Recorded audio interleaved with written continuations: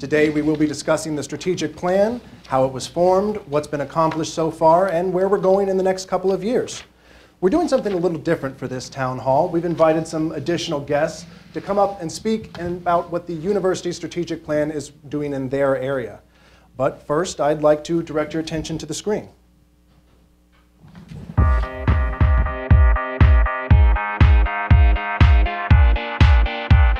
In 2016, with input from across our university, Penn State unveiled the next phase of a history of strategic plan development that has elevated our university among the ranks of the great research institutions. This is the university's roadmap through the year 2020. 5 themes are at the core of our plan, 5 areas where Penn Staters can use their collective strength to impact the nation and the world. Penn State is a world leader in research, creative work, teaching, learning, and engagement. In my college, we're finding incredible ways to create, inspire, innovate, and deliver meaningful impact on real-world needs. The strategic plan provides a shared set of goals. It gives our students, faculty, staff, department heads, deans, and chancellors tremendous opportunity to collaborate. The possibilities are limited only by our imagination. Every day, everyone in every area of the university has the opportunity to contribute to our success. From developing new businesses through Invent Penn State to helping solve societal problems like the opioid crisis, we are answering the challenges and creating exciting new learning opportunities for our students. In addition to large-scale signature efforts, the university has invested more than $4 million in over 20 pilot programs. The grants, awarded to groups of students, faculty, and staff, range from $50,000 to $250,000. Our work is wide-ranging. Smart energy use, disease prevention, cybersecurity, immersive learning, autonomous vehicles. One project looks at how to secure and manage health data. Another is focused on the global development of energy-efficient buildings that promote human health. And still another seeks to expand sustainable food production right here in Pennsylvania. Students are engaged, and faculty and staff are focused not only on global issues, but also on opening doors to an extraordinary educational experience. Learn more and see how you will make a difference.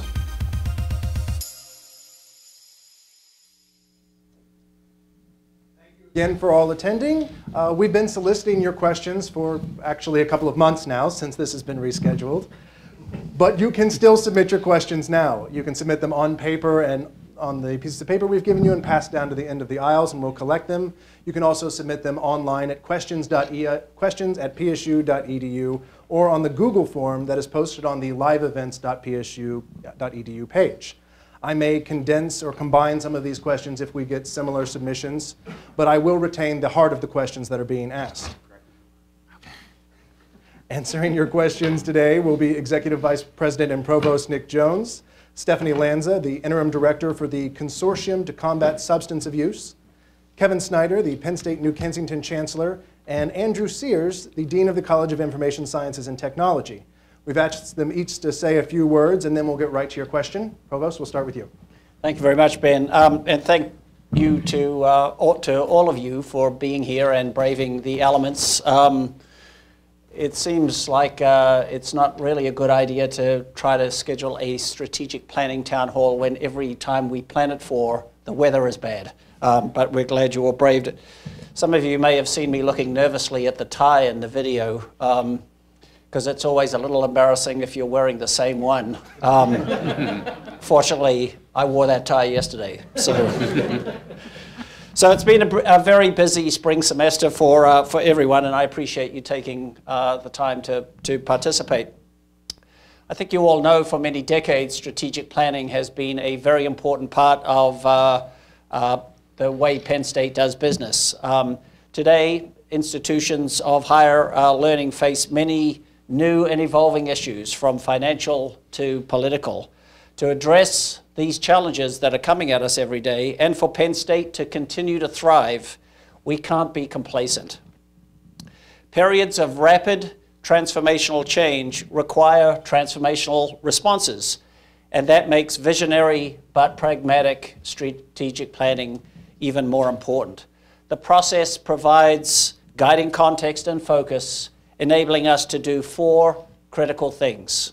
First, recognize and embrace realities. Identify and know what is. Imagine a new future. Envision what could be. Determine the correct path. Find the best way forward to what should be.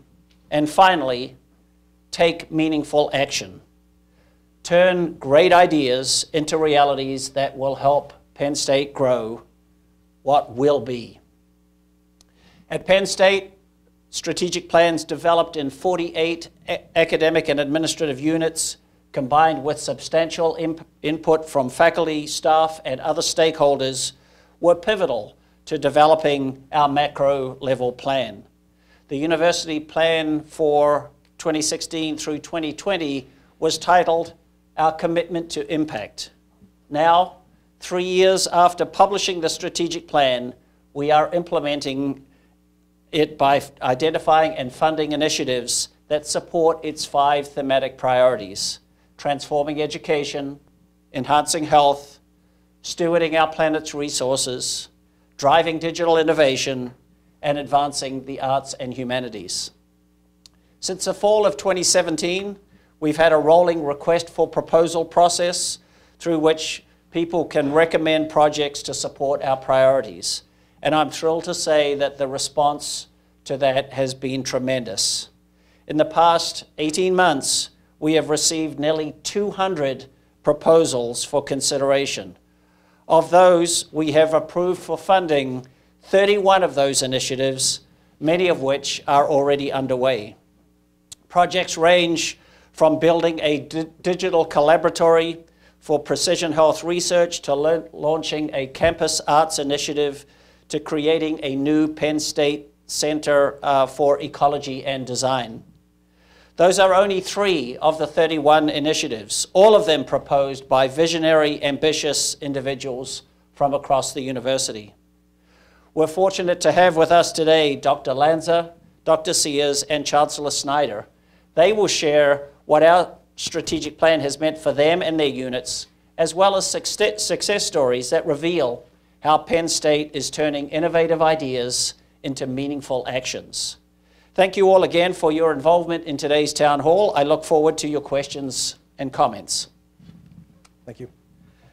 And Stephanie Lanza is a professor of biobehavioral health, the director of the Edna Bennett Pierce Research Center, and as I said, the interim director for the newly formed Consortium to Combat Substance Abuse, which was formed as a direct result of the strategic plan. Please. Yes, thank you. Some slides. Okay, great. So hi, everyone. It's truly my pleasure to be here today and to talk about one of the many strategic initiatives that have been begun at Penn State, and this is what I'm particularly passionate about. Recently, it was launched in October of last year, so it's only a few months old now. Penn State launched the new Consortium to Combat Substance Abuse. Our tagline is our challenge, our future, our responsibility, our future.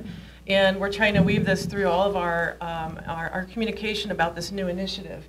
We have a shared vision statement that we developed within the researchers and the staff at the university, as well as administrators. And I'll just take a moment to read it. Penn State will leverage its translational research expertise toward a world free from addiction as a step toward enabling individuals, families, and communities to reach their full potential. And so I read this to try to bring home a little bit our mission as a university, and where we're investing in this area of substance abuse is broad, and it's complex. It's a very complex issue. Where we fall, why I'm here today, is because this was a large initiative that was formed specifically to address the enhancing health element, the column of our strategic plan at the university. And so it's very exciting to see how this has been coming together. It's been very rapid, very fast, very exciting initiative that's just beginning to really take shape. As you'll see here, we've been doing a lot of work, and this is myself and other colleagues, and Dr. Susan McHale, the director of the Social Science Research Institute, has been working very hard to first take a temperature of Penn State. What are we doing in this area? What are our strengths? What are the gaps? And we've identified 3 critical strengths in research that we'd like to further invest in at Penn State. And these are the pathways to addiction, criminal justice realm, and also, the spillover effects, critical spillover effects to the children, to the families of individuals suffering from substance abuse. Okay. What is the consortium? The consortium is just that. It's a loose group of faculty and administrators and staff coming together to solve problems. We have invited to the table the directors of many institutes and research centers. Some of them are on the board here, including, for example, the Prevention Research Center that I'm the director of. And we're coming to the table together to figure out where to invest, how to invest, and how to really make a difference in Pennsylvania, excuse me, in Pennsylvania and beyond. So, so one of the first orders of business was to create a website. This website is live, combatsubstanceabuse.ssri.psu.edu. And if you scroll to the bottom of the first page, there's a place to sign up for a listserv. And we strongly encourage all of you at Penn State and any stakeholders also in the community and beyond to sign up for the listserv. And we're going to be building a community to stay engaged, to work together and share information to try to solve problems.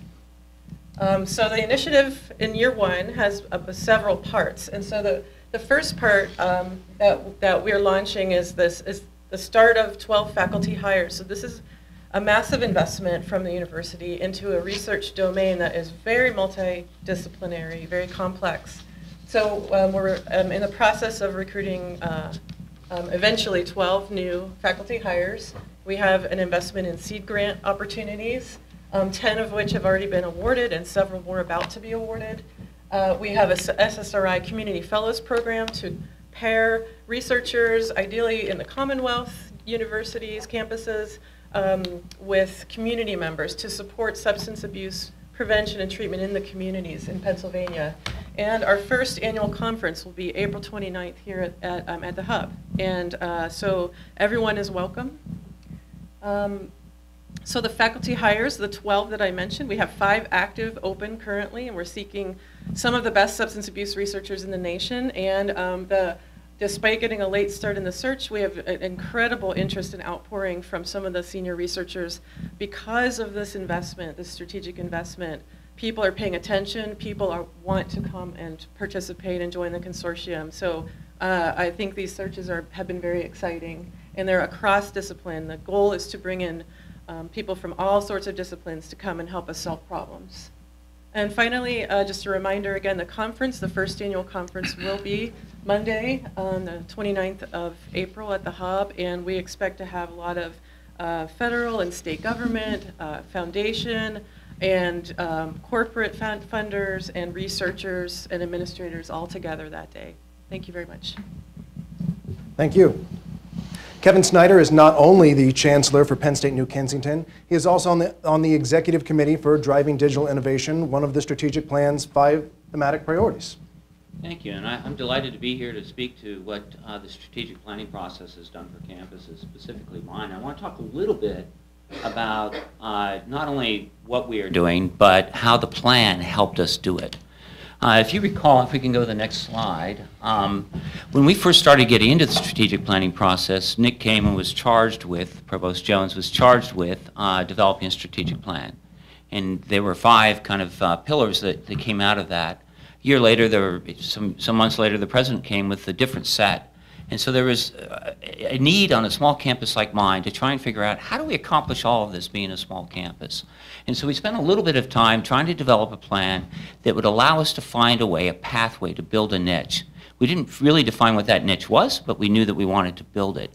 And at the time I thought, oh, here we go, this is going to be one of these plans. What has developed over time is an incredible combination of circumstances and people and the power of Penn State that has allowed us to have an impact already far beyond our size as a campus. I mean, we are able to bring Penn State into communities, and this is happening all through the Commonwealth through these campuses. So I just wish, I invite all of you to come out and look at the campuses and see the impact we're having on these communities. So let me talk a little bit about what those are. we were able to see, because of the strategic plan, ourselves in a much broader context. And when we started, we thought, you know, we could have an impact on the community through the Invent Penn State and the entrepreneurial centers. And we might be able to really change the future for a town, and that town being New Kensington, and maybe build a model and inform others. But because of the way the plan was written, we started to learn more and more about what's happening, what is happening in these communities, and what the needs are. And we also began to learn about what is happening in business and industry. All of a sudden, employers came up to us from industries and said, you know what, we are in the middle of a new revolution. It's a new age. It's a new industrial revolution, and we need students that have these types of skills to help us survive in that environment. And that started us down a whole different path. And as we started to reach out to Penn State, we found out that Penn State researchers and Penn State deans and Penn State Institute heads all are dealing with similar kinds of things. And we were able to meet and talk and bring those power, that information, that commitment into our community in ways that never really existed before this plan. So, if we can go on. We've had some tremendous successes, and I'll just talk a little bit about what the project is. It started as putting an entrepreneurial center in New Kensington, building a makerspace, a co-working space, and an entrepreneurial center to help with incubation and acceleration. And our idea was, if we could bring youth into this town that's boarded up, maybe then we could start to really bring in energy. And maybe then we could bring in investment. And so that was the beginning of the experiment. But because of the Industry 4.0 and all of the work and activity that's going on around there, we've really quickly realized that this effort to bring a town into prosperity in the digital age means something completely different. So we go to the next one. I want to give you just a little sense of what the knowledge domains are. These are things that 18, 24 months ago we didn't know. We didn't know there was such a thing as a digital thread or digital twin, and that if you're a company that wants to deal with Arconic in the future, you're going to have to develop these and send them to Arconic in a simulated environment. We didn't know that they wanted our students to be aware of big data. We didn't know that they wanted data analytics. We didn't know that communications now majors have to deal with a situation where AI is writing sports stories. These are all things that are affecting the environment. And so all of a sudden our world was expanded. Not only do we have to help the town develop, but we also have to help our students. So what we've done, we started with the thing with the project on the far left, which is basically a launch box that we were going to build an entrepreneurial ecosystem. And we were able to attract through Penn State's connections and also through just the power of the name and the activities of people that were involved with us, significant partners, over 30 different partners that are involved in helping us build a digital lab, which is a makerspace, an entrepreneurial center. We have a launch box down in the town now. And if you could see the difference in the attitude toward the town, we've brought hope. And as you go to some of these communities, to meet Keysport, and look at what they're doing, they're bringing hope. That has a huge impact. And what it's doing is it's setting the stage for the next strategic plan when our impact will be even greater. I'm going to stick with this one just for a minute. The second thing that we were able to do is expand out of just building a launch box and think about, hey, wait a minute. We're already working with these companies to talk about how we get the workforce involved. Why don't we start doing that, thinking about how do you bring people that are disenfranchised into the workplace when they have trouble filling out an online application? How do you get them familiar and ready for the digital age so they can participate in that economy as well?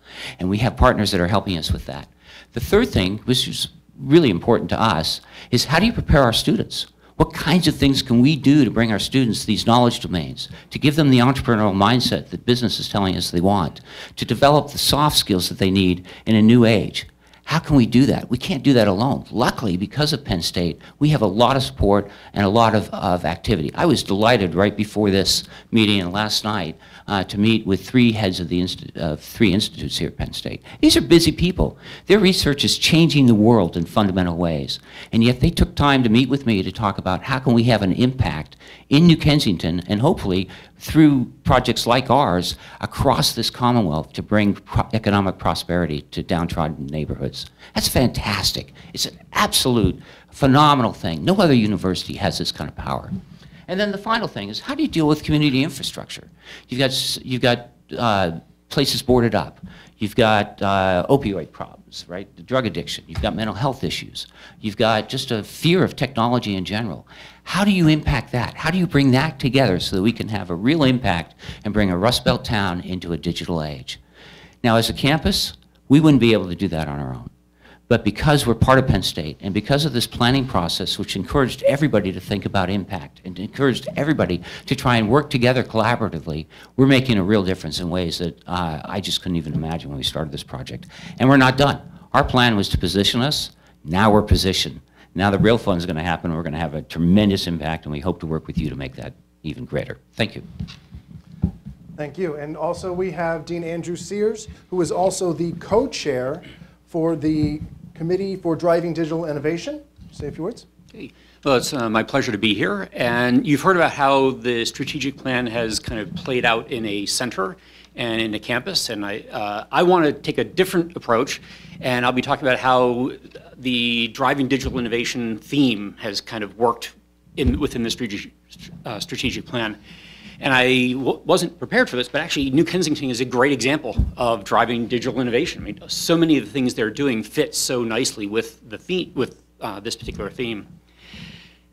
So DDI is one of the themes. The others are enhancing health, transforming education, advancing arts and humanities, and stewarding our resources. There are many faculty involved with each of these. There are faculty involved in steering committees, there are faculty involved in executive committees, but probably most importantly, there are faculty involved in submitting proposals through the RFP process to get new ideas funded and new initiatives started. DDI is really close to my heart. It's so central to what the College of IST is all about. And I find it really intriguing because it cuts across all of the different themes. It is connected to every other theme within the strategic plan, the foundations, and everything else that's happening there. So if we go to the next, actually back one. So for DDI, as we talked about what do we really want to accomplish, three things really came out. One was to have an impact on education, to have an impact on research, and outreach to enhance economic development. Again, New Kensington's a great example there. Marie Harden, the Dean of the Belisario College of Communications, is my co-chair for the executive committee. And we also have a steering committee, which I'd really point people to, because that's a group that really wants to connect with faculty as they're thinking about possible proposals to help them shape those proposals and understand what is likely to work better and how they might want to adjust what they're going to suggest. Within education, DDI is playing out in a variety of ways. There's a big emphasis on digital fluency and a variety of programs across Penn State. And here the idea is to help people understand how to create new knowledge leveraging these digital technologies. Penn State's committed to this, and one good example of that is the investment that has made Adobe Creative Cloud accessible to all students and faculty and staff across the university. This is a really unique opportunity. It's not something you find in most places. There's also the creative use of technology in teaching and learning. If you look at a project that's happening at Greater Allegheny, they're leveraging iPads as part of a 3-year pilot focused on digital fluency, looking at how do you help students in a wide variety of disciplines leverage these technologies more effectively. We also have new academic programs. There are new degree programs as well as majors, as well as minors. We have the data science program, which is a collaboration between my college, IST, engineering and science. And that's rapidly growing, and the demand for students with that particular collection of skills is really tremendous within industry. There's the social data analytics program, which fits in very nicely. And we also have a new undergraduate degree in cybersecurity, analytics, and operations. It is a very new degree. This is really its first year, but applications are growing dramatically. And again, demand from employers for students with that particular skill set is tremendous. There are also a bunch of minors. There's a digital media trends and analytics minor, which is a joint initiative between the Belisario College and IST, and others scattered across campus. There's also, within the education realm, there's a big interest in immersive experiences. This is taking shape in a variety of different ways. The main focus is really how do you provide students with access to environments and experiences that they wouldn't otherwise be able to engage in. And there is work looking at virtual field trips, which could be used in STEM disciplines or history or geography, anthropology. And one of the things I find really exciting about that particular effort is there is tremendous expertise across Penn State in this particular area, but we didn't know about it before this effort got started. And part of what they're doing is really bringing all those people together so we know what our strengths are, and so we can leverage those and project them externally. The funding, the RFP process has also funded a number of projects that are focused on education, but really tie in nicely with the DDI initiative. There is a project that's looking to connect classrooms with other individuals across the globe, leveraging technologies, providing project-based learning experiences while connecting people to other cultures and other experiences. There's a personalized digital training initiative that's essentially looking at gathering information about what students are learning, what they do know, where they're having challenges, and providing a personalized path to help them gain the expertise that they're supposed to gain through a particular class. In the research area, there is work happening in a variety of places. The Institute for Cyber Sciences is a really important part of this. That brings together researchers from 19 different campuses and 64 different departments who are looking at a huge variety of challenges. And you can think of it as problems that require a lot of computing power, complex algorithms, or large quantities of data. And some of the things that they're tackling, the list is really quite cool in my opinion. Forecasting weather on Mars, seeking to understand the human brain, exploring social power structures, finding gravitational waves in space, predicting volcanic eruptions, looking for Earth-like planets, analyzing learning processes, and developing precision medicine tools. Again, this is an area where we have tremendous expertise that was scattered around campus, and through some of the efforts that are underway, including ICS, we're able to bring a lot of those people together and have a better sense of what we're able to accomplish. There are also projects that were specifically funded through the RFP process. The really short version of these is there are two key ones in my mind that both are looking at leveraging digital tools to provide better access to large quantities of data to facilitate research.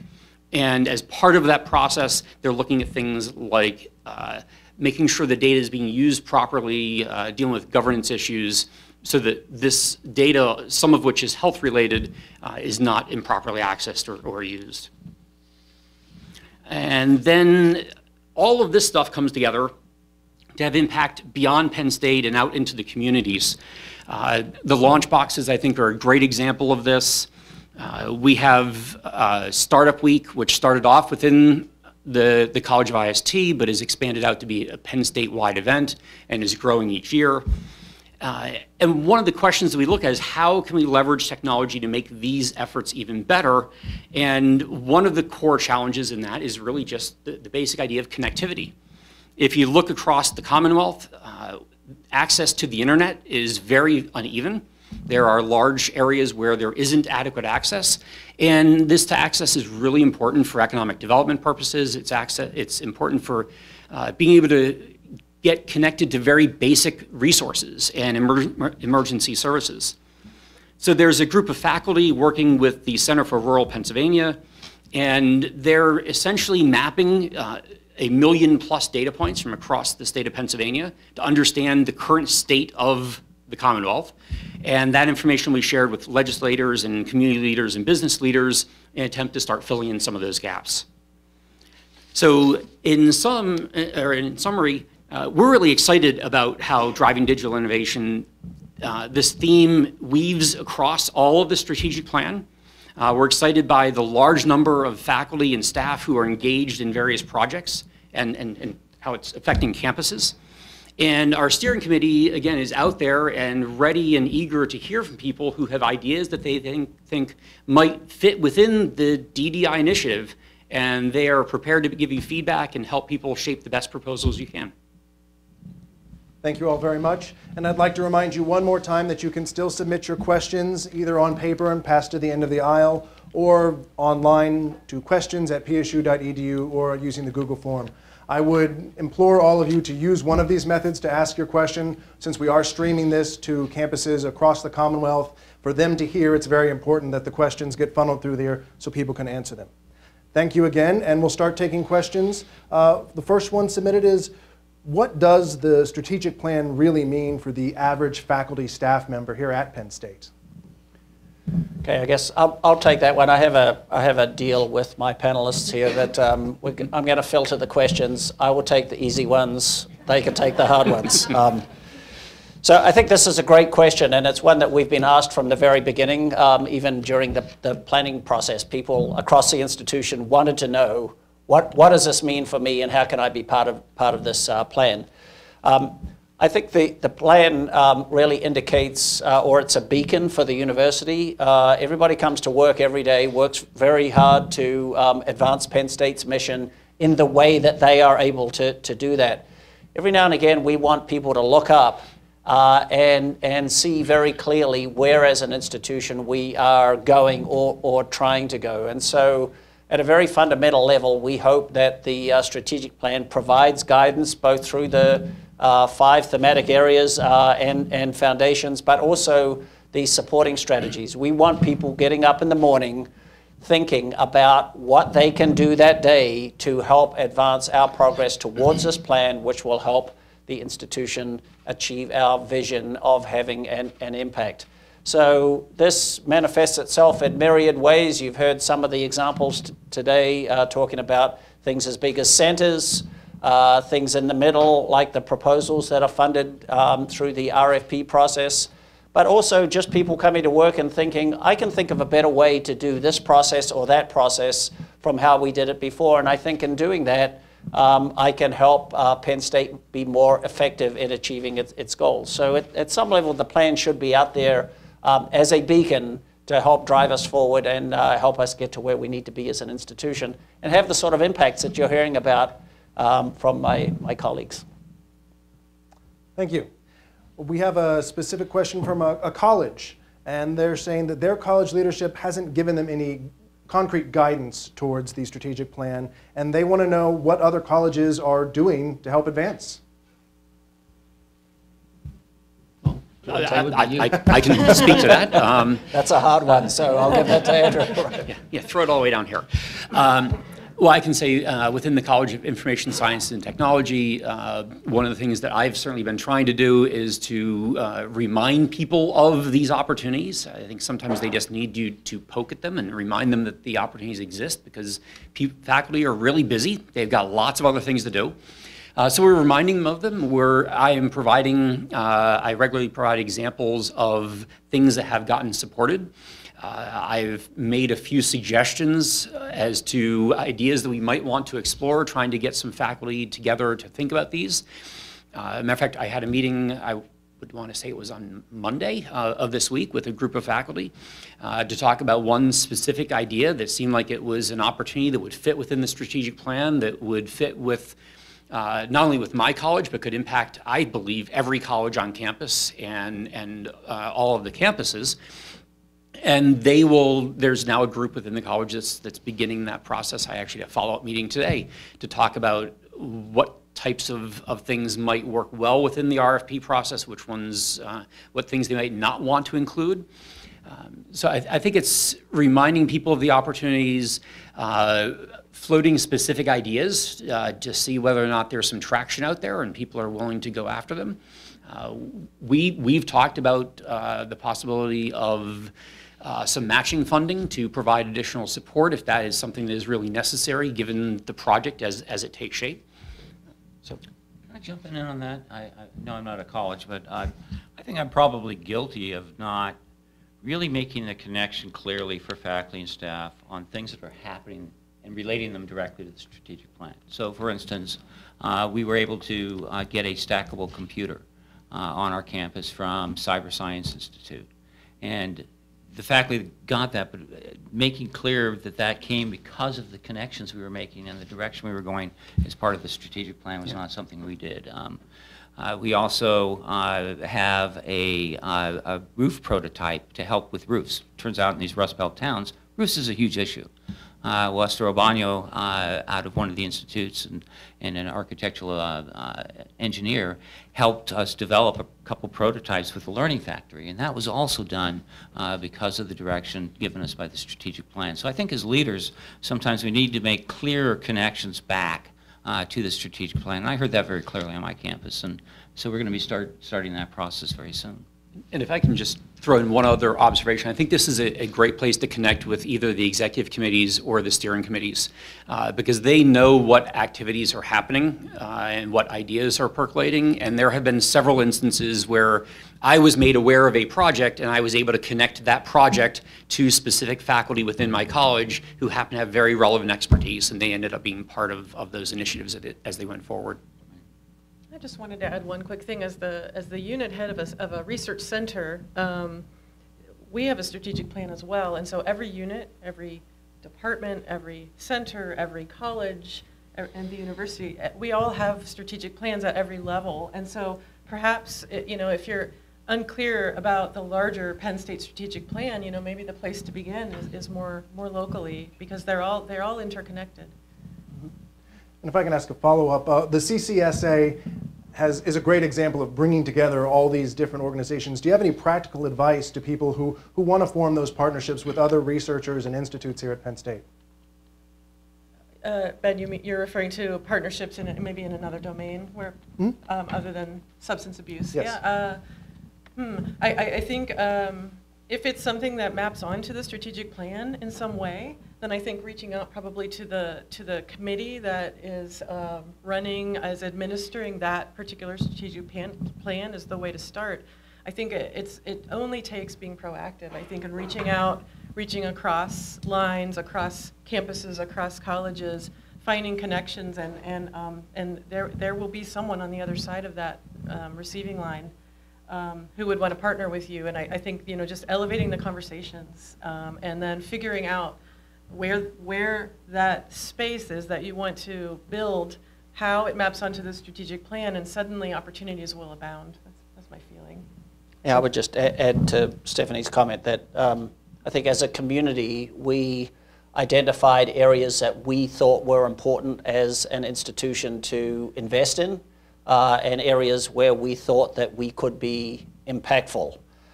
We are now trying to be consistent with that and ensure that the investments we are making are focused in those areas, the 5 themes, for example.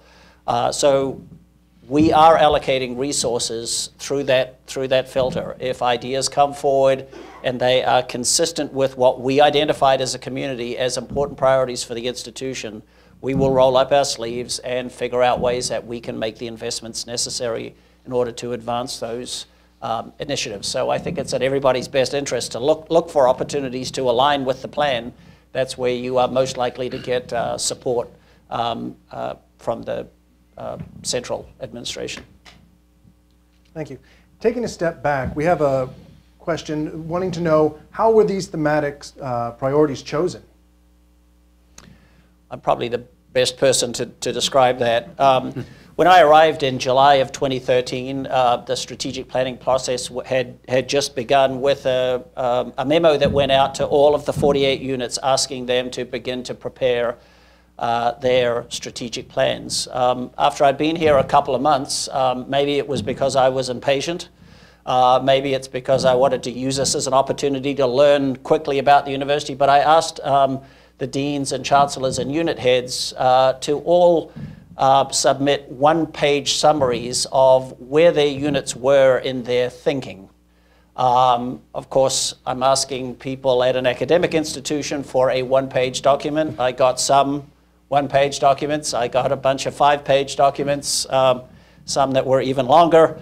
But they were actually very informative early on in the process, because we could see what people were thinking about across the university. And so whether it was a college at University Park or one of our campuses or an institute, we were able to see the things that were emerging very early in their discussions as areas of interest. What was remarkable when we did that and looked broadly across all those 48 units was there was a remarkable degree of alignment in certain areas. What was even more remarkable is that many of those units didn't know that their interests were actually aligned with those of others. And so that really was the big opportunity that this planning process presented, to go through all of those plans, to filter out all of the key words, phrases, concepts, ideas, and start to put them together. And I can say this because I was part of the group that did it. What emerged from that is the 5 themes. There's a whole bunch of other ideas out there, and many of you are involved in units who are pursuing things that are important to your strategy. But these 5 themes were areas where there was just a large degree of interest and alignment across the institution, and we saw the opportunity to bring people together around these thematic focus areas, sort of link arms, and really have an impact as an institution. So it was a very sort of holistic, bottoms-up process, but it required a lot of reading of those preliminary plans to see where the common areas of interest lay. And we are halfway through this strategic plan. As we look forward, are there any shifts that you're hoping to accomplish, or are we forging ahead with what we're doing? We're actually 60% through the implementation, just to be clear. Well, we had the schedule that was closer to 50. We're paying attention to it month by month. No, and it is important, actually, that we have a 5-year implementation window, and staying on schedule and making sure that we are making the investments and making them in a timely manner in order to have impact is important. So I'm just pulling your leg, but we do pay attention.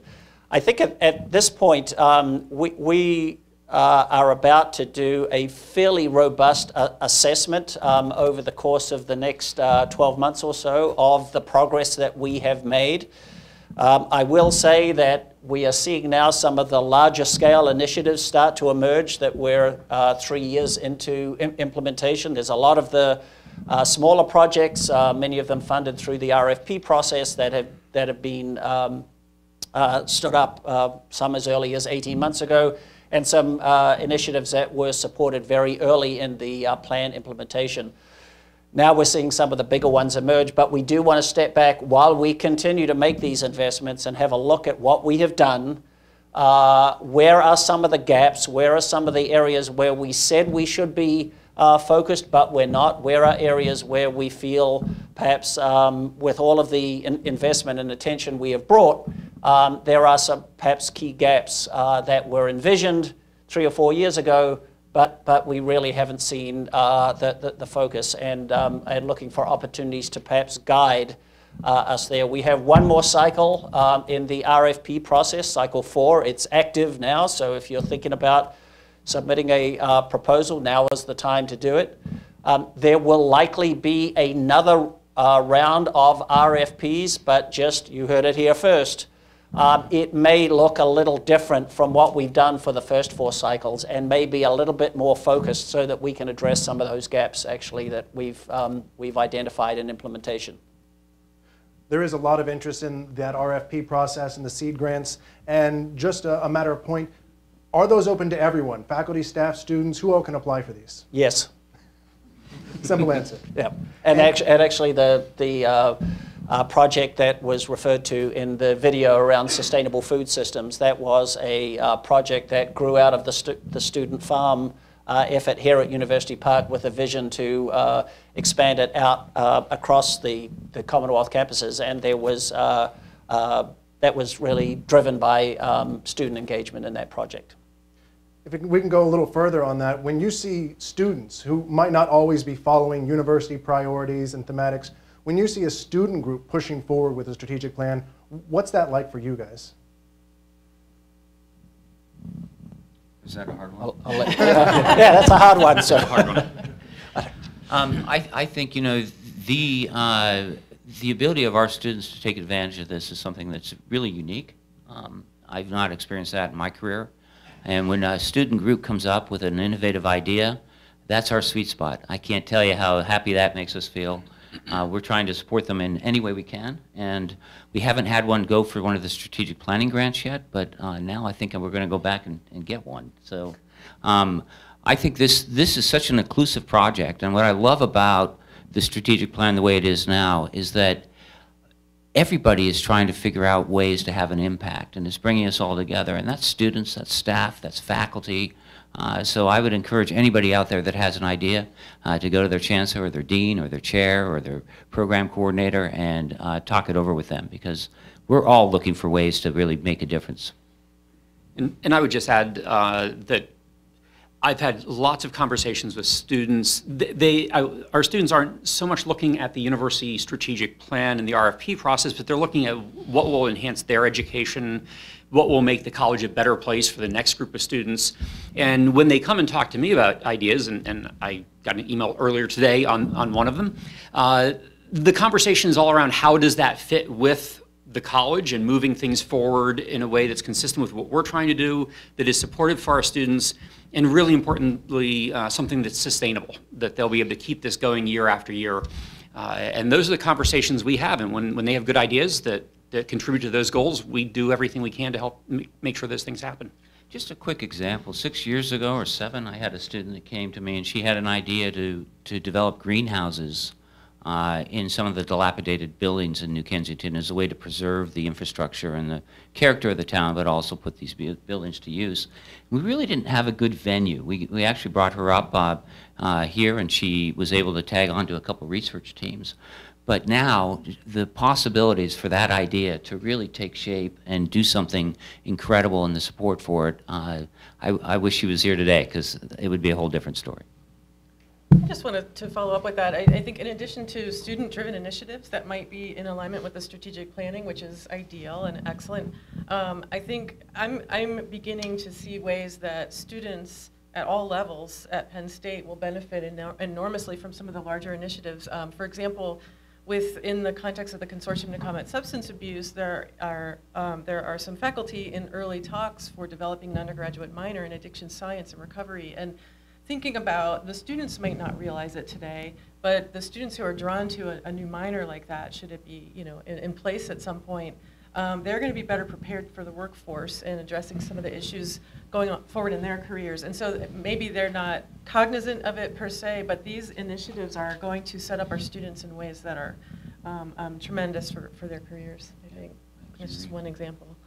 To be, I think from our perspective, to be a learner or a student at an institution that is strategically focused on having an impact on the constituencies it serves is an incredibly important environment for them to be in and be earning their degrees. So to Stephanie's point, I think we hope to think that many of our students are, by being part of this effort to identify strategic priorities for an institution that are focused on impact, that this will seep into them, not just in their classes, but outside of the classroom as well, in their both academic and non-academic extracurricular activities.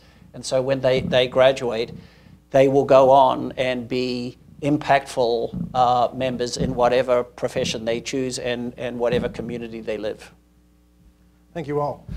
You've clearly inspired someone in the audience, because we had someone submit a question. How does a faculty or staff member really get involved in a thematic priority that they're passionate about? What's the best way to go about that? Andrew, you want to do that one first? I would say the first step, take a look at the strategic planning website. If I remember, it's strategicplan.psu.edu. You can find all the information about the executive committees and the steering committees there. I would reach out to, probably the first step would be reach out to one of the chairs or the chair or the co-chairs of the steering committee and ask them about what is happening, where there are opportunities. We are often, at least with the DDI theme, we have been trying to actually have some turnover on these committees. So we have people who rotate off of the committees after a while and get some new people to join the committees, get some fresh perspectives. So that would be my first suggestion.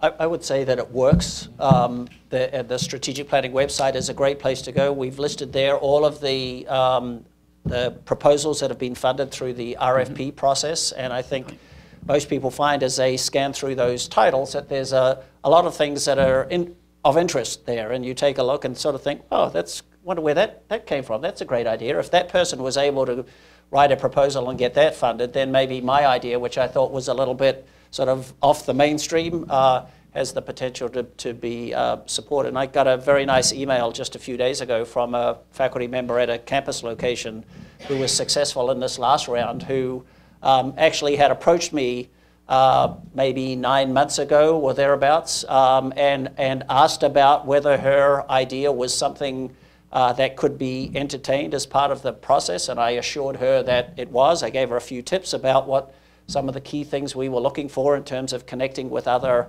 parts of the university, and she submitted a terrific proposal and it's funded, and I am sure it's going to be impactful. So I think the website's actually a great resource for people who are interested in engaging.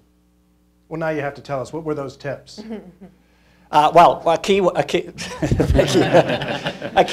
Well, you know, we're obviously looking in the strategic plan, I think, to exceed the sum of our parts. So we're looking to foster collaborations across and among parts of the university, many of which maybe had great respect for one another, but had never really rolled up their sleeves and worked together before. So that was one of the key things to look for. Look for projects that were scalable and had the potential, if successful, to be sustained by external resources over time. That's important. And I think most importantly, to really be visionary and think about things that you might not have thought about taking on before, but you feel could really make a difference in communities. And this was the one I'm talking about was one that really connected on all of those. A very serious Plus a reasonable budget, of course. Yes. That helps. A very serious topic. The Global Risk Report just recently came out, and one of their main concerns was extreme weather, climate change, and natural disasters. How does the strategic plan advance Penn State? And I know we do a lot of research in this area, but how is the strategic plan supporting this? I can take a shot at that first.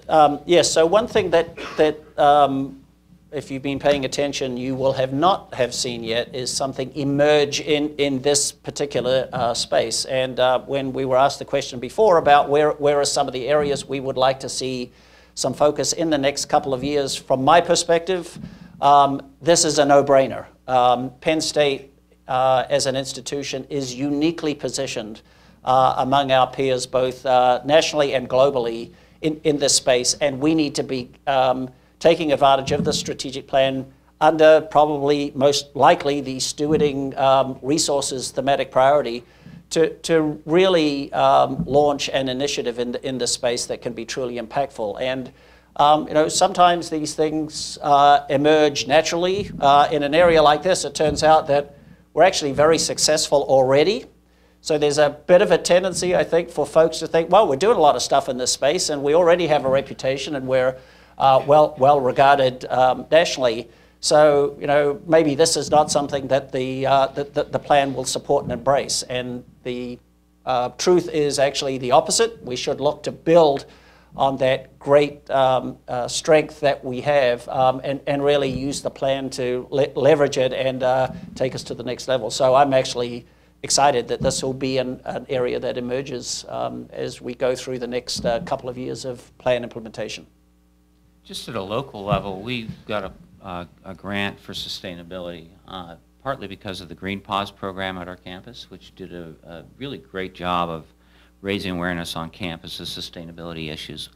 But the Green Pause program is working on the corridor in New Kensington to try and bring much more awareness to sustainability and climate change issues in an area that doesn't really focus on that very much. So we wouldn't have gotten that had we not been working on the strategic plan.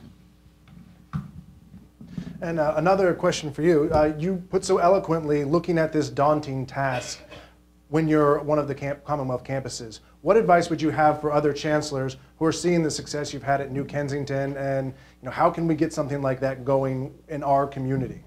Well, we talk pretty frequently, and actually I think most of the chancellors are being very successful in their communities, and each of the launch boxes, each of the strategic plans are a little different, but there is a lot going on that is impactful. And for those that are still struggling a little bit, and there might be one or two, just reach out to your colleagues, because it's not just me, it's others. And I think in large part, it's bringing Penn State into our communities that has been the success for us.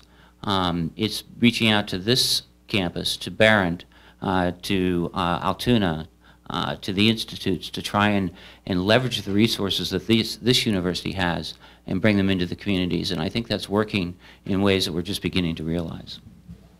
Thank you. We had a question come in from the audience, and staff members can sometimes feel that they're doers and not such innovators. Do you have any examples of staff or administrative projects that would have either been accepted or would be accepted? Anything come to? One that comes to mind, but I mean, honestly, I don't know whether it is faculty or staff that initiated it, but there is the project that's, let's see, I actually have it in front of me, the project that's looking at using tools to change the way we deal with academic advising. And I believe TLT was heavily involved with that activity. I know there were some faculty involved. I know there were staff involved. So I think that's at least one. Yeah, there's four of us on the panel up here, but there are many people in this room who've been involved in implementation, and I see Renata trying to hide up the back there. But in case you all haven't noticed, over the last 5 years or so, a few things have changed around the university. In fact, there's been a lot of change. And I think as some of the supporting strategy groups came together and reflected on what was going on at the university and what was going to continue to occur at the university looking forward, is I think we all came to realize that we are in an era of profound change. It's not going to stop anytime soon. And I don't want to sort of descend into cliches and talk about change being the new normal and these sorts of things, but it is. And so this group has actually been thinking about how we as a university can better position ourselves to be embracers of change and to not have the, change be disruptive to the way we do business, but rather be viewed as an enhancer.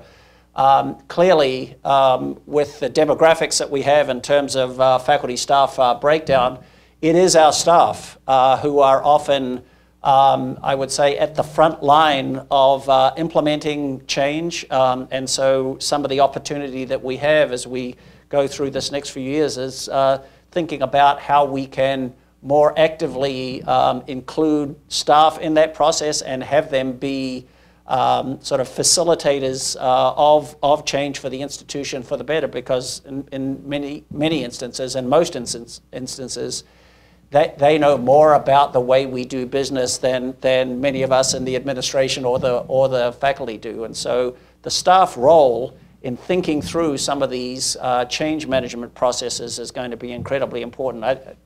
Renata, I don't want to put you on the spot, but if you want to add anything up. Just.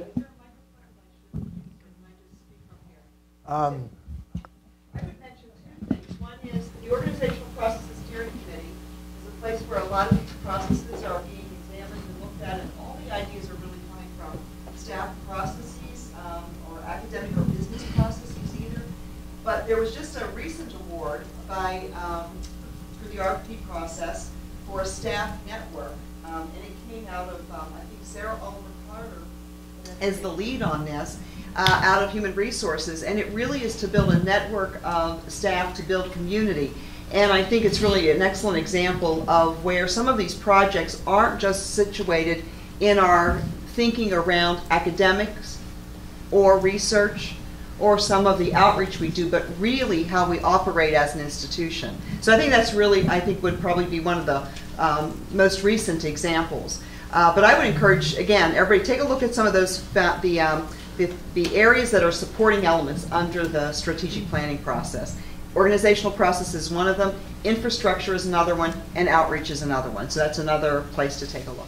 So if you're a staff member and you're listening to this conversation, I think we really implore you, if you are looking at the way we do something or we do a particular piece of business here at Penn State, and you think we could do this differently and we could do this better, we need to hear about that from you.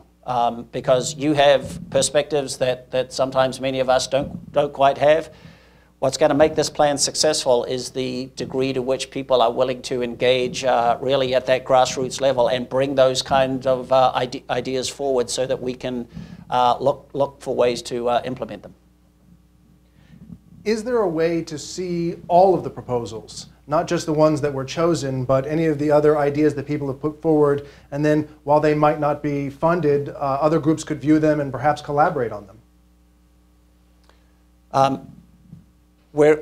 You mean the unsuccessful proposals? Yes.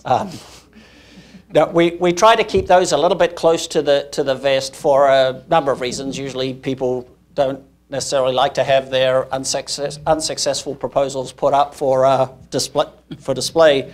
But also through the process, we've actually reviewed these rather rigorously and provided a lot of feedback to the folks who submitted the proposals and have strongly encouraged them to make revisions, take the feedback that's been provided, and resubmit them for further consideration. And we've seen some proposals go through that cycle successfully. And so many of the proposals represent a work in progress. The numbers may be a little bit daunting, right? I said that there are 31 of around 200 proposals submitted. That's only 15%. That's probably better than your odds at NSF right now, or NIH. And we're also not experiencing a shutdown right now. Right, yes. We just awarded ours last week, so, right. So while that can be a little bit daunting, we encourage everybody who has submitted a proposal, even if you were one of the 170 odd that didn't necessarily get directly supported, to take those ideas and run with them. There are other opportunities and other vehicles for funding. Some of them may be potentially funded or supported by your local unit.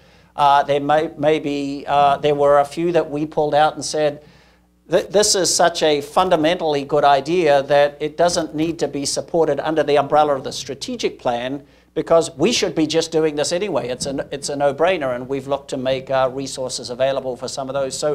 So many of those ideas, even if not supported in the RFP process, actually there's some really good thinking, and I encourage everybody to dust those off, but we don't make those ideas available to everybody else to see. How are we benchmarking our successes as we go through the strategic plan?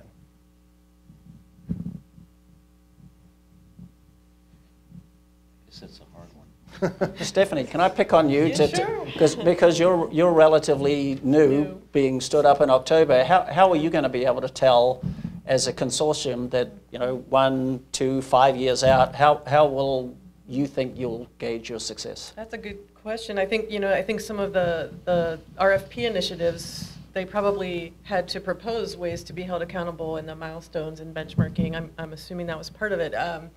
For this larger investment in the consortium, we have very concrete goals. We have a 4-year plan. We have very concrete goals for year 1, and we have many meetings to keep on task, and we have our benchmarking built in, and we've got our, we were going to launch 4 faculty hires. We launched 5, and, hoping to fill 4 or 5 of them, and, we'll be looking at our success in quantitative ways. Did we recruit some of the best researchers from around the country? Did we have a successful conference? Did any new ideas come out of the conference and new connections? We're engaging with corporate foundation funders and philanthropic foundation funders. Did any of those come to fruition in new funding and projects? So the consortium is here to grow something really large, and it's only the seed of it. So we'll be looking at quantitative metrics, but very much qualitative ones as well.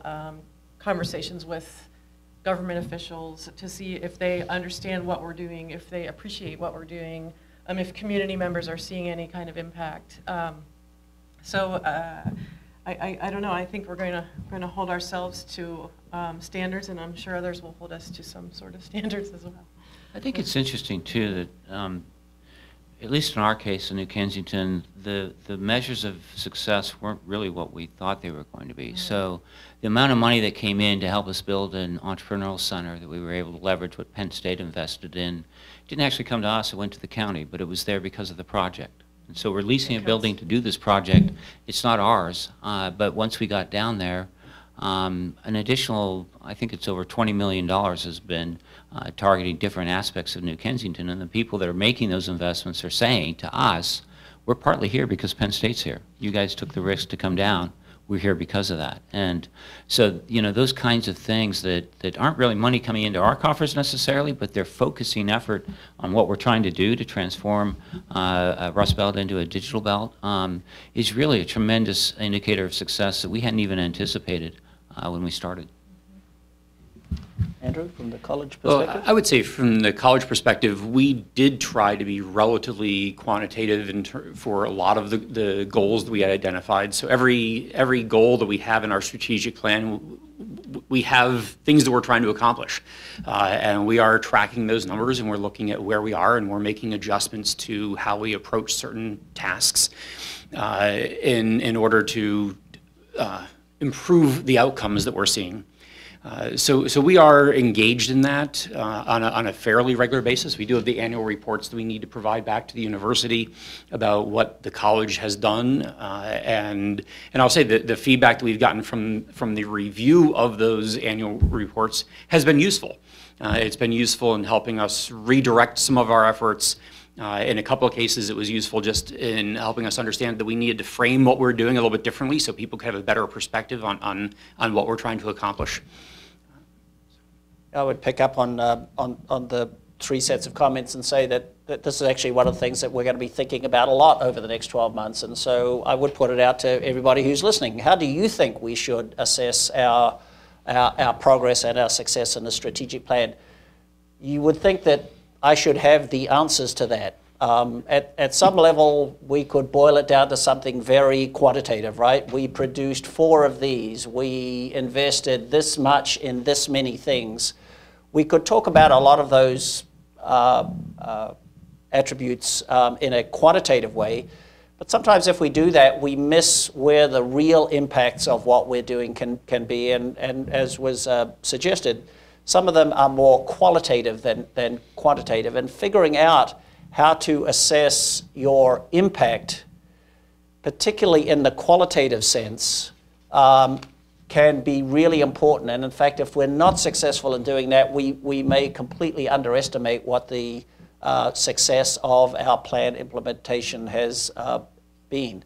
And I noticed John Chrisman was here a few moments ago, but I think he had to leave.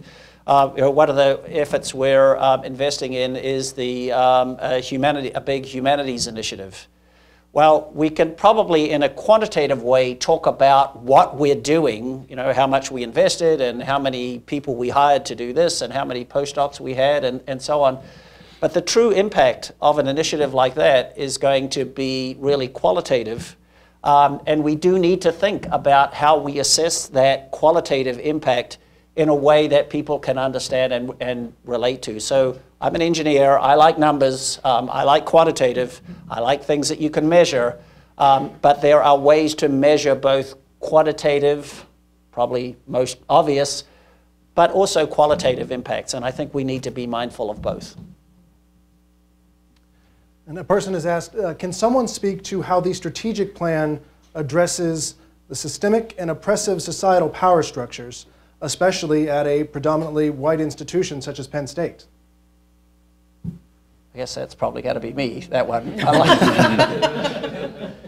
Yeah, so I think one of the things that we did with the strategic plan from the beginning was we have tried to make it as inclusive a planning process as possible and as inclusive an implementation process as possible. So from the very beginning, we have tried to reach out to folks throughout our community at every corner of the Commonwealth and include folks in the planning process and as we move to implement various initiatives. This is a challenge. I think there's more that we need to be doing in this space, but I think we've actually made pretty good headway in terms of reaching communities within the university in particular, but perhaps more importantly outside the university and including them in this process and making that part of our focus. Have we had the success that we would like to have had? I would probably be the first to say not yet. If it were easy, we would have done it already. It's not, but it's something that we're absolutely committed to, and I'm very optimistic, actually, that at the end of this plan implementation, we are going to be feeling pleased about what we have accomplished, even though we will likely acknowledge that there is more work to be done. Our campus is developing well, the county is developing a strategic plan for the quarter for the project.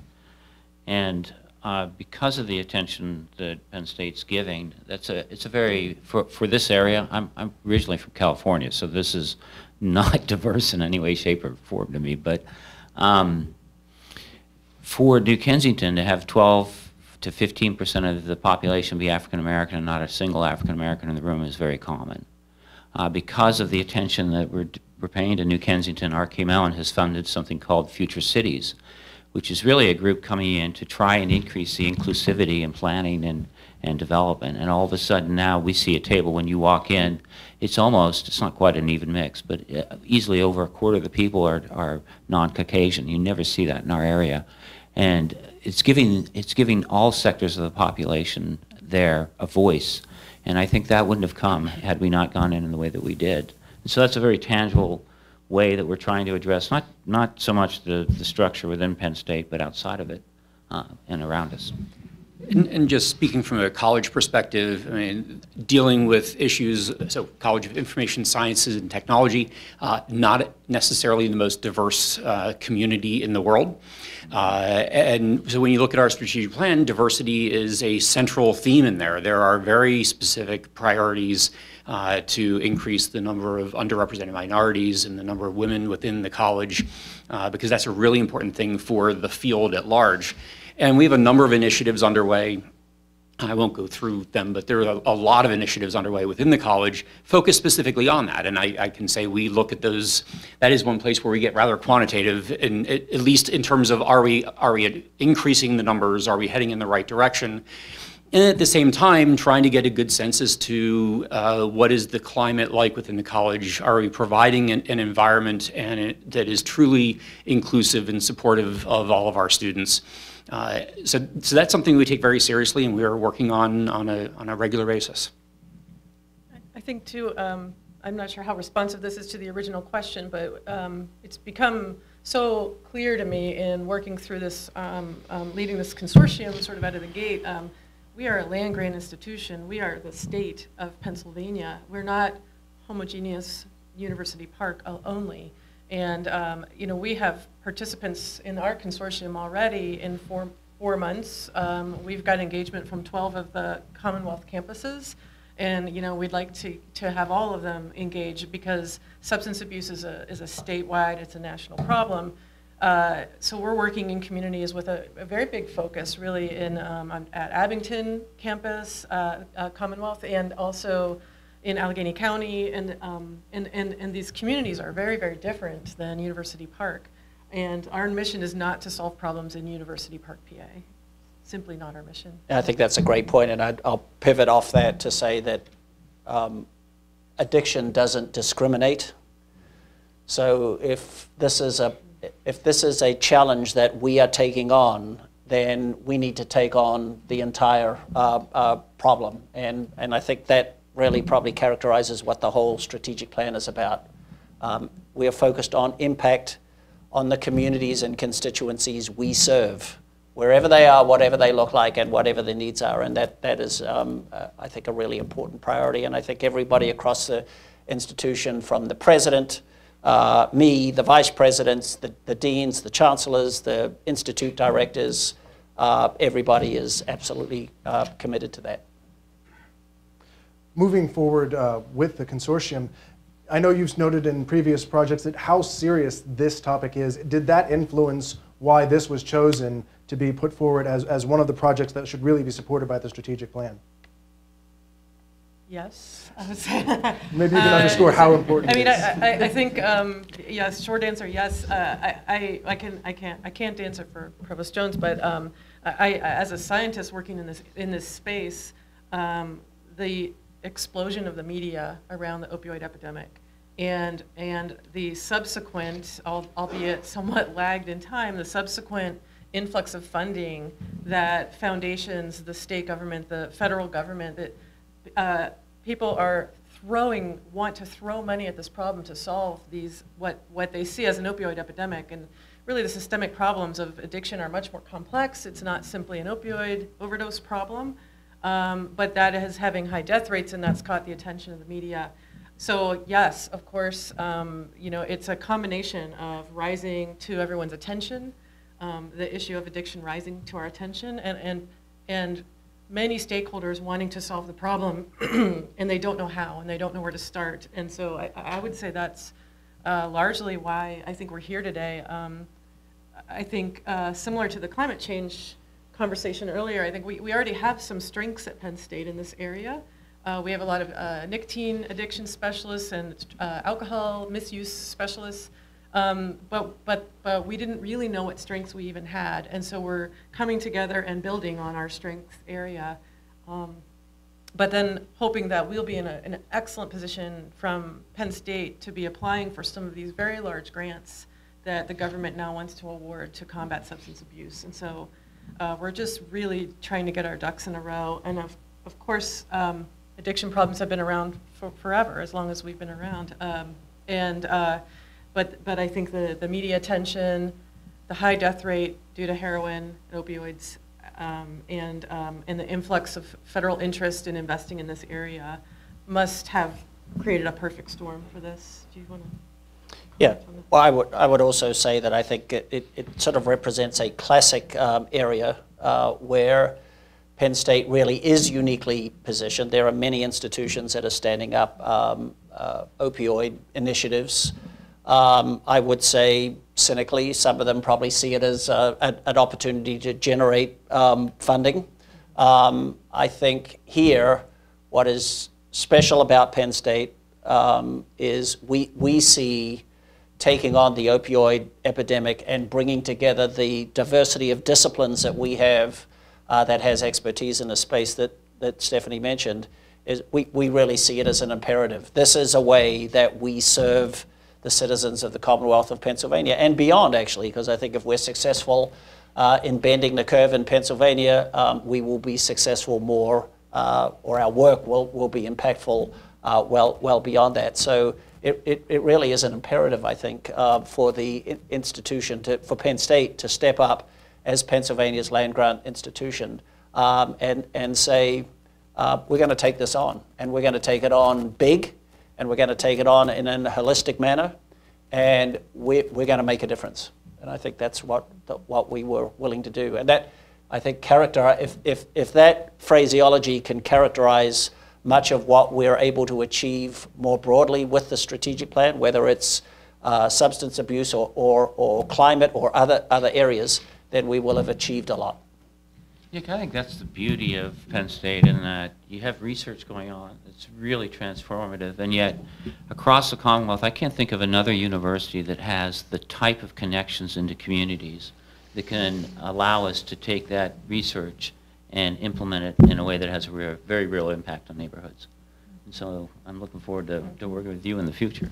I am as well. And just to put in a plug for prevention, I'd say 85% of the NIH budget is on treatment, and a very small 15% is earmarked for prevention. But every investment that we make in trying to prevent the next epidemic or build resilience in our youth today so that they don't become addicted, any investment we make in our youth and in our young adults to avoid addiction, we're also avoiding numerous other health problems and economic and academic outcomes. And so by building resilience and strengthening our Pennsylvania youth and communities, we could be moving the needle on all sorts of outcomes and maybe not even be watching that.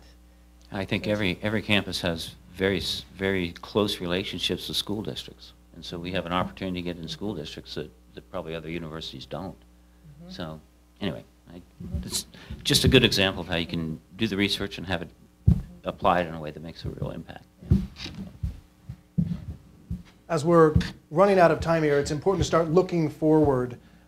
And you announced that you have just opened up another round. How can someone, and what advice would you give them as they're preparing to submit to one of these RFPs or one of these seed grants? What would you tell them as they're starting to write these?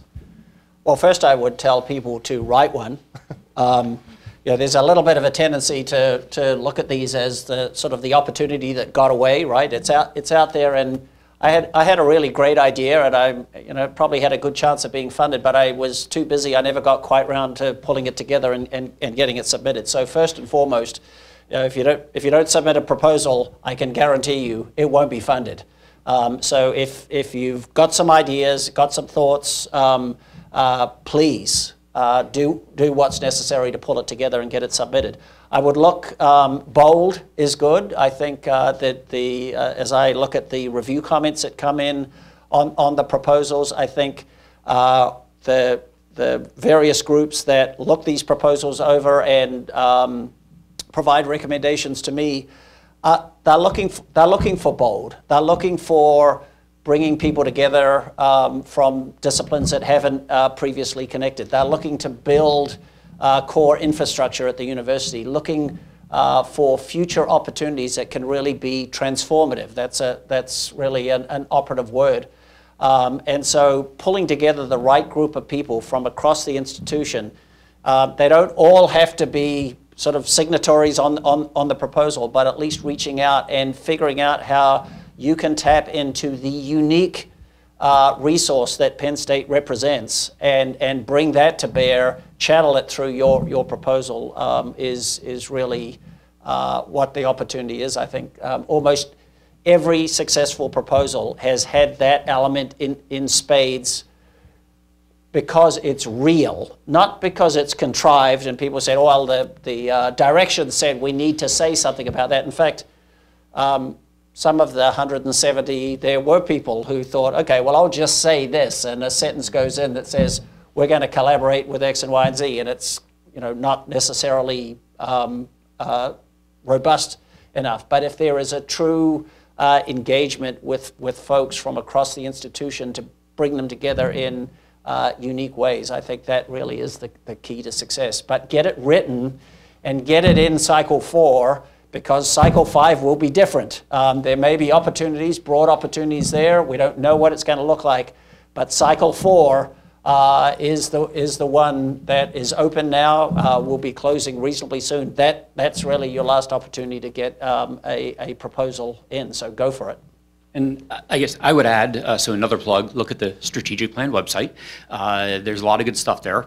Make sure you see where it connects with the strategic plan. One of the things that I found very interesting is I would say there are more proposals that fit with driving digital innovation that have been funded through transforming education than through driving digital innovation, because they were also about transforming education. So think about where they fit, which theme they really connect to. And connect with the steering committees. The steering committees are there to provide feedback and help you avoid some of the pitfalls that earlier proposals might have experienced. So leverage the experience that they have and the feedback they can provide. Okay, thank you all very much. Provost Jones, do you have anything to say in closing? Sure. Well, first, I would like to thank Andrew and Kevin and Stephanie for being here and providing both their time and Kevin especially for driving all the way from New Kensington in that weather. But appreciate you being here, and I appreciate you all coming, and to those who are joining us online, thank you for being part of this as well. I hope everybody is leaving today with a better understanding of where we are in the process, what we're doing, and what the future holds. Some of the questions today were quite interesting to me, actually, because there was a little bit of a theme that emerged, and I would respond to them in total this way. Strategic plans fall on a spectrum between being prescriptive to visionary, right? So a prescriptive plan is pretty straightforward to develop, right? You say that you're going to produce a certain number of this particular product and this many of another product. And those are pretty easy to identify, pretty easy to check off. And if everybody is being told what to do in the strategic plan, you can follow the rules and get it done. Our plan falls more at the visionary end of the spectrum. It talks about what Penn State can accomplish, not just everywhere, but what we can accomplish in a handful of areas that we as a community identified as places where we believe we could be impactful. It doesn't say what we're going to accomplish, and I can tell you that's what partly makes my job so interesting, is when the proposals that have been recommended for funding come forward to me for approval. I just sit and look at the list and go, wow, this is pretty amazing. I would, if I had tried to direct this process, we would have had a different outcome, and it wouldn't have been good as good as this outcome is, because the ideas are coming from the community. I would say motivated by the plan and influenced or shaped by the thematic priorities, but these are really, really powerful ideas, and our opportunity is to support those, to make them happen, to help the proposers bring them to life, and then to creatively figure out how to thread these together, intersperse them with some of the bigger initiatives like the Consortium, to really realize the full potential that we have as an institution, and it's very exciting to see that happen. Of course, if you're too visionary, you can sit around and contemplate forever and get nothing done. And so one of the challenges we have and we have to navigate is being too visionary and not action-oriented enough, then we won't get it done. But I think many of the mechanisms that we've put in place, like the RFP process, are helping us ensure that we get that done. People who are motivated to be part of the plan will be motivated and feel part of the plan when they really feel like there is an opportunity to take the university somewhere, and that's what you're all doing. We've had hundreds of people involved in implementation so far. I can tell by some of the questions there's a few people out there who don't necessarily feel fully involved in the process. It's not too late. We've got 2 years left in this implementation. We've got one more cycle in this RFP process, another opportunity to come, and again, a preview of coming attractions. It is likely that we will continue on this same vector for more years yet, because we are making good progress. We're doing things that are transformative. We're thinking about initiatives like One Penn State 2025. You know, we can't sort of say, well, that was a good idea, and in 2019 we were done with that one. We need to keep going on some of these initiatives, and so we will be continuing, so there'll be more opportunities to engage. So, and I'm sure that there are great ideas emerging now that we probably haven't even thought of. And actually, I can point to the Consortium. I think 5 years ago, when we started talking about Penn State's strategic plan, I can tell you that one thing that was not on my mind as the chief architect of the plan was that we should stand up a consortium to combat substance abuse. It just wasn't there, because five years ago, this was barely beginning to emerge as an issue for the Commonwealth and beyond.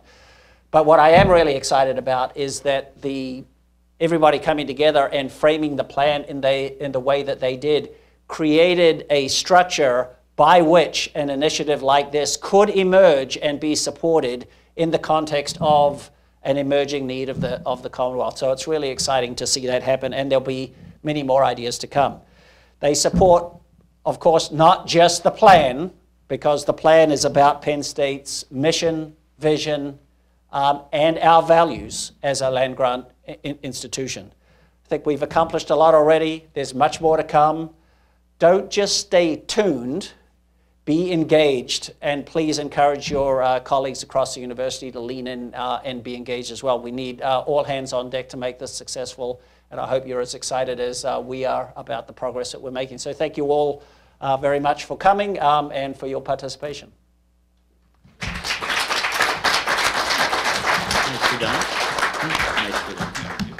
I'd like to thank you all as well, and especially the people that asked questions today. That really helps improve the process. And if we could put in one more plug, if you would take the moment to take the town hall survey at liveevents.psu.edu, tell us what we did well, what we can improve upon, and please, by all means, make suggestions on what you'd like to have a town hall on in the future so that we can serve the needs of this university. If we did not get to any of your questions, please resubmit them to questions@psu.edu, and we will attempt to get you some answers. Thank you all for attending, and be very safe as you leave.